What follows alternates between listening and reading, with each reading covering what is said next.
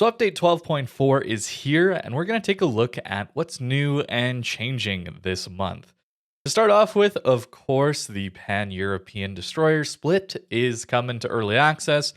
We did take a look at the Gdansk yesterday, and it was pretty strong. I think this entire line is going to be pretty good, especially from the tier 8 up. We can see being the final reward in the Premium Battle Pass.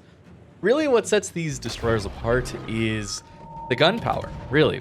Especially as we get to higher tier, the speed is also pretty good, so it often feels like a really strong gunboat. Kleber, Kaba, these kinds of things that have really nice speed, and they have really good guns that can play at really long range and farm really well, but also are very scary to fight as a maybe hybrid or torpedo boat DD. You certainly lack DPM against these things. And really, that's the problem here with these. I think they're going to be a little too strong, is that the traditional weakness of a ship like Kleber or Kaba is the poor concealment. They don't actually get to dictate the engagement against a Shimakaze, a Gearing, a Daring, these kinds of things. You don't dictate that engagement because they outspot you.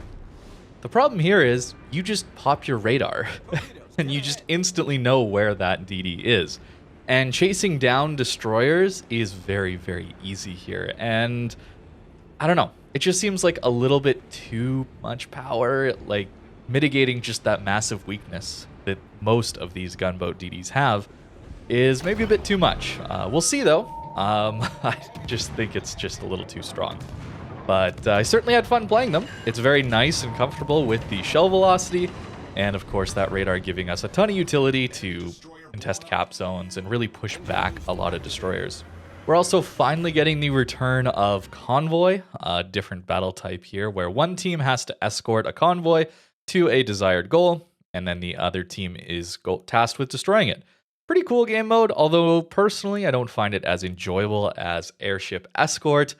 Really, the cheese on this mode is you just kill the convoy and you win.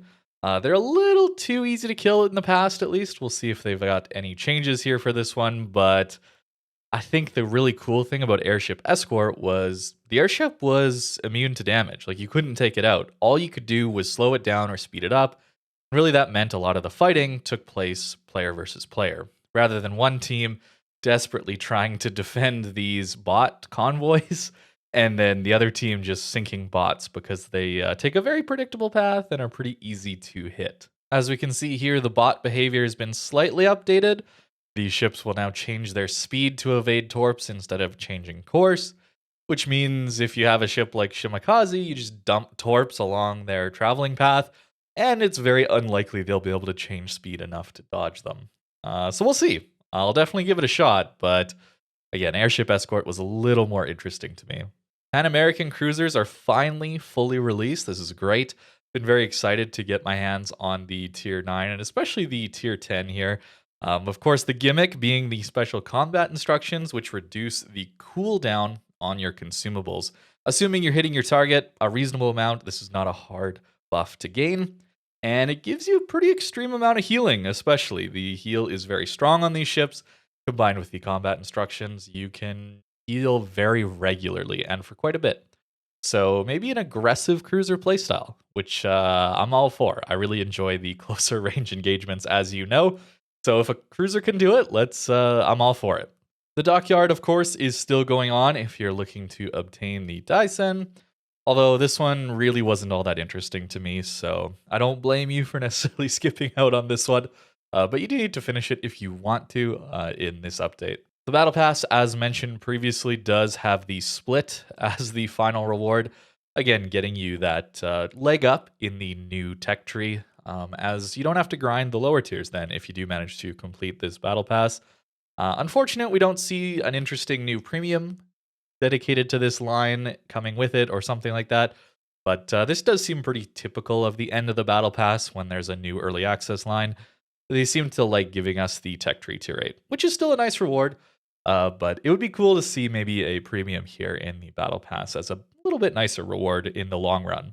Now with update 12.4, we're finally having the ability to enter another battle with the same ship before the previous battle is over. So if your ship is sunk early on in a match, you can go back to port and then click battle again in that same ship. was kind of surprised this wasn't a feature when I moved over from War Thunder back in the day. Uh, it certainly hampered some of the early grinding I was doing since I was very focused on one thing, the Japanese battleships back in the day. So there were times where I would just be sitting in port waiting for my ship to come back, which now I know I should probably be using that time to grind multiple lines, but I didn't want to do that back in the day. And now we have the option to play another battle after our ship is sunk, which is really nice. Interesting quality of life change. Not too extreme, but nice nonetheless. We're also getting a small update to notifications. Really, this just is tying in with some of the UI improvements they're making. The port UI certainly is running a lot smoother, higher frame rate, a little smoother to get around with, and it makes sense they would update the notifications. I wouldn't be surprised to see more of this stuff coming here and there as we get more updates. Higato is coming to the Armory. This is the American Premium Tier 10 submarine that I haven't played yet, actually. I don't have a lot of interest in subs, to be honest with you guys. If you guys really want me to do a video on it, I'll try it, but I just don't enjoy playing them that much. I don't find the playstyle all that interesting, personally. I play this game for surface ships. That's really why I started all those years ago, and why I continue to play today. And this whole submarine miniature game mode, I'm not a huge fan of, but I'll give it a shot if you guys want to see it. Otherwise, definitely go check out some of the other CCs. There's plenty of great community contributors and other content creators that will get their hands on this and probably play it a lot better than I am. Because, again, I don't really play subs all that much. I'm not going to do a particularly great job. I will say I have heard that it's pretty strong for a submarine, so take that for what you will. We also are seeing now the Aegir, Azuma, Groningen, and Hayate finally moving over to coal.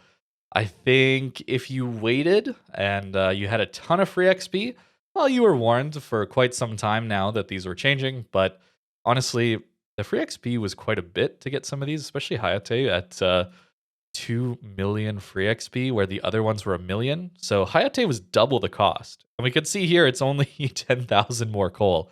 So if you were looking for the Hayate specifically, it seems like you're getting a decent discount, assuming you have the right amount of coal for it. But overall, I think coal is a much better spot for these free XP ships.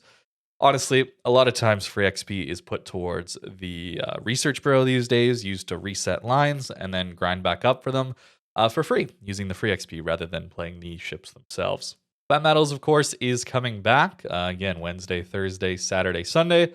6v6 tier 8 and 9 ships, which will be kind of interesting, not tier 10.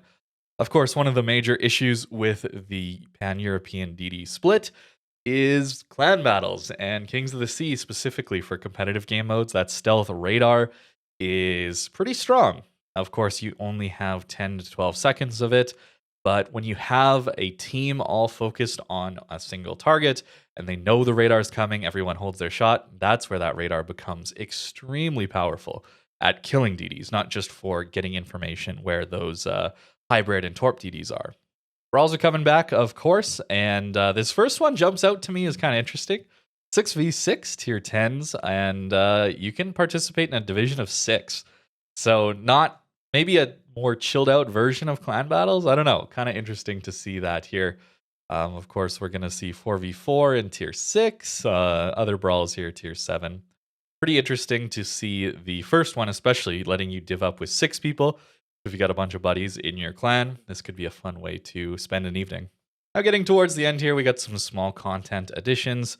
Apparently, there's a Popeye collaboration going on. We're also seeing some new ship additions to the game, specifically tech tree ships as premium. So this Kleber, I think this stands for colorful, since it's colorful premium containers here. Basically just a carbon copy of the Kleber, but on a premium. So you actually have the ability to move captains around. It maybe gives you the option to run Ledge Mod Kleber on your normal Kleber and then run this one as a full gunboat. I don't know, something like that. We'll see how they are actually obtainable.